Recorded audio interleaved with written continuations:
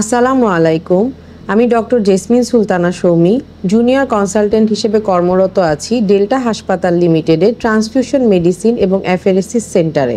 রক্তদানের এইসব সুবিধার কথা আপনি কি আগে থেকে জানতেন? একজন শারীরিক ও মানসিকভাবে সুস্থ ব্যক্তি প্রতি 4 মাস অন্তর অন্তর রক্তদান করতে পারেন। অপর একজন মানুষকে রক্তদানের মাধ্যমে আপনি একটি জীবন বাঁচাতে পারেন। এই অনুভূতি অনন্য। এটা আপনাকে মানসিক প্রশান্তি দিবে। রক্তদানের মাধ্যমে আপনি জানতে পারবেন আপনার শরীরে কোনো অপ্রত্যাশিত রোগ রয়েছে কিনা, যেমন আপনার নিজের শরীরে আয়রনের ঘাটতি রয়েছে কিনা। তাছাড়া রক্তবাহিত বিভিন্ন সংক্রমণ রোগে আপনি আক্রান্ত কিনা, যেমন hepatitis B, C, syphilis, malaria.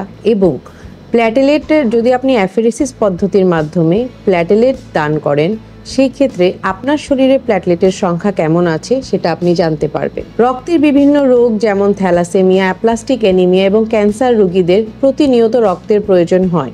তাছাড়া নারীদের প্রসবের সময় এবং বিভিন্ন অস্ত্রোপচারের আগে পরে এবং সড়ক দুর্ঘটনায় রক্তের প্রয়োজন পড়ে।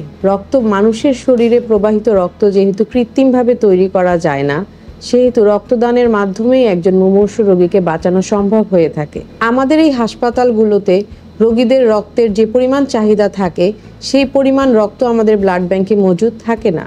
সেহেতু স্বেচ্ছায় রক্তদান কর্মসূচির রক্তদানের মাধ্যমেই একমাত্র এইসব মুমূর্ষু রোগীকে আপনি জীবন দান করতে পারেন।